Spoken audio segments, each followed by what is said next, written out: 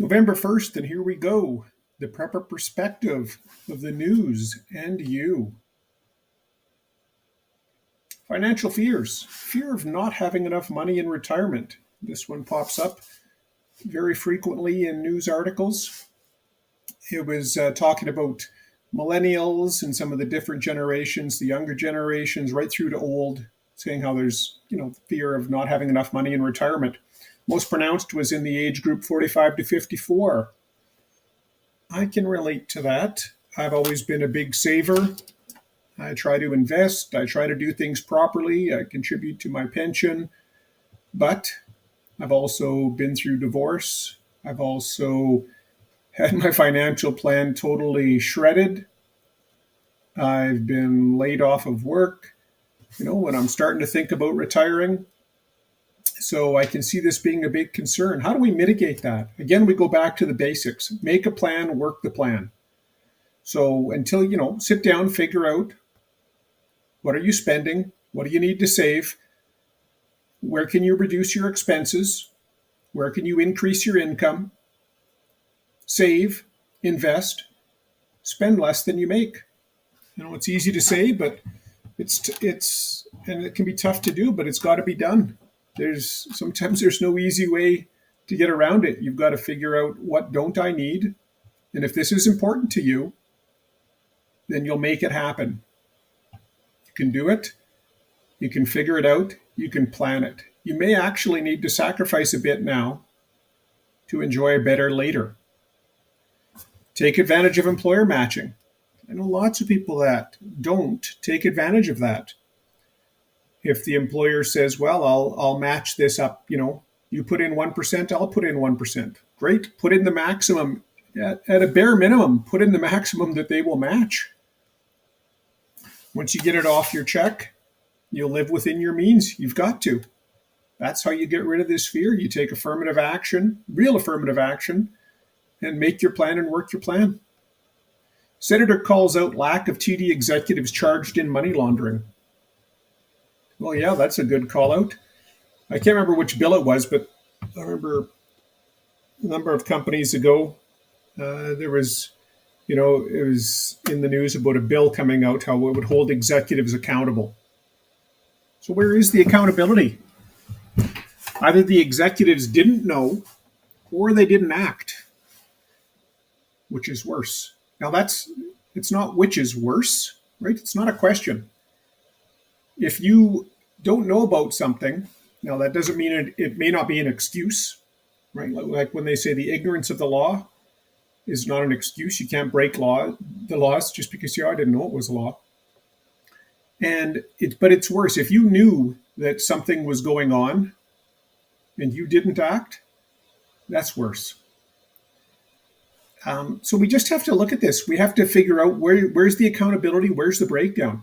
I've seen lots of people in various frontline, initial point of contact type stuff that are flaunting rules, breaking rules, not following controls, covering things up so they look better or not to make someone else look bad. Maybe they're doing it for that reason. That's their rationale. Maybe it's okay, I'll wait, so I can get my bonus and then I'll report it. That's frontline. I've seen managers and executives do the exact same thing. I've seen things greenwashed or, let's go for green, make everything look green. If you're doing a risk ranking, it's like traffic lights. Quite often you'll see that. Green, yellow, red. Green is all good. Yellow's caution. We got to watch this. And red is bad. Or a breach or at risk or risk happening. Well, then it's not a risk anymore. It's an issue if it's actually happening. I've seen managers and executives do that all the way up to the top. I've seen things altered from the time it happens or the real state of affairs all the way up to what's being presented to the board of directors. We need to make informed, risk-based decisions. They might not be easy decisions. Things, might not be perfect. But we have to make a plan. It starts just like any 12-step program. It starts with admitting there's a problem. And then what are we going to do about it? In my experience working with the regulators, that's more important. It's more important to say, yes, we've identified this. There's different ways, right? Someone could come in and tell you there's a problem, or you could self-identify a problem. But then what are you going to do about it? Make a plan, work the plan. It's okay. You might say this is going to take a couple of years to get this resolved, but we're going to work towards it. Fix it. Who's accountable? Hold them accountable. I've seen people break the law and those above them just say, we're not going to do anything about it. Where's the break in the chain? Where is it failing? Toronto would be better prepared for snow events with bylaw changes. This one said that the City of Toronto was making changes so they could declare an event an emergency before it happens. And that would allow them to, in this example, it was to let people know that there was, snow coming, a big event potentially going to happen. So to not park on the snow routes. Well, that's good, I guess, in a sense. But if you're declaring an emergency before an emergency happens, it kind of takes some of the oomph out of the emergency so that when you do actually declare an emergency, everyone says, well, is this an emergency that's happened? Or is that in the preparedness phase? Is it in the response phase? Shouldn't people be taking some responsibility themselves? Shouldn't they be watching the news anyways to know, hey, big snowstorm coming, stay off the snow routes. Don't park on them because we have to keep them clear for everyone's benefit. If this snow starts falling tonight or tomorrow or in 3 days, but people aren't going to do that, right? They're going to wait till the last minute anyways. It's like if you put up signs in a construction zone too early, and then people are driving through the construction zone, slowing down, and they say, okay, all the pylons are up, all the signs are up, but where are the workers?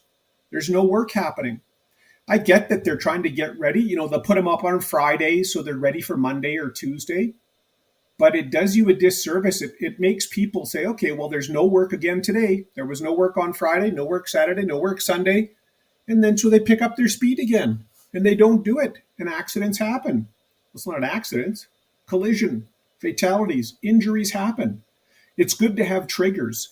It's good to have those things in your plan about, okay, we get a notification impending this, impending that, let's do this. But people have to be responsible, right? Again, it's that old theme of what's the government, the municipality, the feds, what are they doing for me? Nobody told me it was going to snow. Well, pay attention, right? Situational awareness.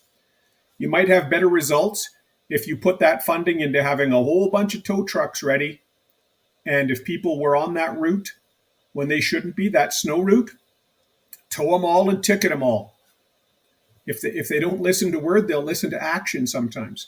They also said they were going to revise their plans to align with principles of equity, mobility, access, safety, and operational efficiency. That's awesome to go back and look at your plans. You make a plan, you practice the plan, and then you perfect it. Revising is part of perfecting it, right? You go back and look at the plan and say, is our plan working? Yes, great. Okay, let's spread the word. Let's make sure everyone knows the plan. The plan's awesome. Let's make sure people know what to do. Or, yeah, you know what? The plan needs to be revised. Let's revise it. What I'm a little bit somewhat confused of is the principles of it's good to have those things in your plan. You want to think about equity, mobility, access, safety for sure in your plan, and operational efficiency, yes. But there's also just the reality of it that things aren't equal. People aren't equal. Situations aren't equal. Equity is good in a sense to have, that equal opportunity. But it's like the article just mentioned, we've got a snow route. Okay, so that is done for a reason. Not everyone is going to have the roads cleared in front of their house. Things aren't always equitable, especially in emergency situations. You have to make tough decisions. I've done work before on ranking jobs, titles, responsibilities with municipalities, with cities, with companies. Here are the most critical positions based on a rationale, based on a methodology for how we're determining what makes a position critical. You know what? Everyone's not as critical as the other people. Everyone likes to think their job's important, that they are the most critical, but it's just not the reality. So we have to accept that, and we have to just work through it. Now, do you need special powers, acts, provisions, bylaws to enable preparedness and response? I get lots of questions, people wondering about this. Well, how come they didn't do anything until they declared a state of local emergency? How come they didn't do anything? Well, we didn't have the power to do it. Really? You don't have the existing powers? We heard that a lot when there's a lot of blockades or protests or things. Well, the police need special powers to be able to act. To be able to what? To enforce the law? If it's a law, a current law that's being broken, what special power do they need? Same thing. I would just challenge everyone, and challenge again is to make things better, right? You can have discussion. You can try and make it better. Challenge you to look at your plans. What are your triggers in your plans? Have you had those tough discussions, made the tough decisions? And what powers, what laws do you currently have? Do you need anything special? If there's already awareness on, hey, snow is coming tomorrow, and if you've already got a awareness campaign for don't stay on the snow route, maybe it's time to start enforcing that. If you have powers already to enforce that, do you need special powers? Look at your plans, look at what you already have, and then identify the gaps. If you need more powers to make changes, do it. Now, this one might be a little bit controversial, but that's okay, because we want to challenge people to think, hold conflicting ideas in their heads, be uncomfortable, right? This one was on an asylum seeker forced to sleep in their car. Allegedly, they were evicted from a government-paid hotel, allegedly for violating rules. And in this case, the allegations were that they were being aggressive, not meeting with the immigration officials they were meant to meet with, and things of that nature. Okay, well, if that's true, is that the kind of person you want coming to your country? One who's aggressive and doesn't follow the rules and meet with the people they're supposed to meet with. Maybe that's why they're leaving their home country. I don't know. But again, you have to ask questions, right? And again, that's all allegations. The person said, this shouldn't be happening because this is Canada. What does that mean? Does that mean come here and you get a free hotel room and you get a whole bunch of stuff, even though you're not a Canadian citizen? Is that what that means? What do they mean by that? They fear for their safety in their home country. Okay, I get that. We do have a shelter problem for both Canadian citizens and for those wanting to become citizens. Now, presumably they want to become citizens because they think that people living here, the citizens of Canada, have a better life than wherever they came from. And this may be neither here nor there, but one thing that jumped out at me is the picture. Now, it could be not an accurate picture of their car. Looked spotless, and it looked like a very nice vehicle. First thing that popped into my head, right or wrong, is, well, if you've got a nice looking car, are you really in the most dire of straits? Are you in need? That's just an observation. That car looked cleaner than my truck. I've slept in my truck before many times. That's just an observation. But again, it's perception. I talked in one session about how the perception of doing a wrong event or of a conflict of interest basically makes it a conflict of interest. So you have to be concerned with that stuff. Many citizens of Canada need housing and live in fear in this country. Should we be acting more on that before we bring even more people in? And back to the old theme that I harp on a lot on these is, what are you doing for yourself? So this individual, I'm sure they're trying hard. I'd like to think they're trying hard, doing all these things. But again, a lot of the articles I read jump out as, well, How come the government's not doing more for me? How come the government's not doing more for asylum seekers, immigrants, refugees, homeless people, whatever it is? How come the government? Well, it always feels two-handed. People say, well, I want the government to butt out, and I don't like the government, and I don't like what they're doing, but hey, why aren't they doing more for me?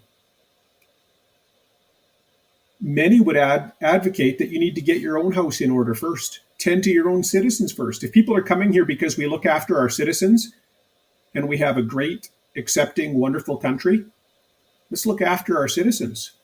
These two ideas don't have to be mutually exclusive, right? We can do both. You can look after your own citizens and help people who want to become citizens. But again, it's tough questions, tough conversations, and it's things that people are thinking.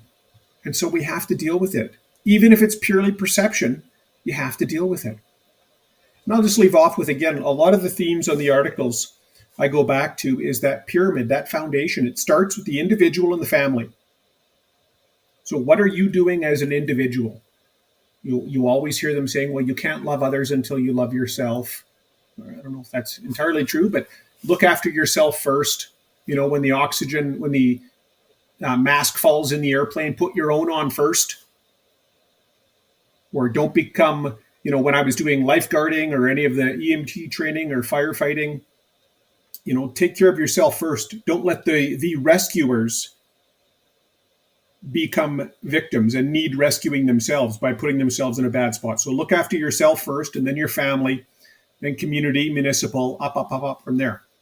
And now how you define family, well, that's up to you, right?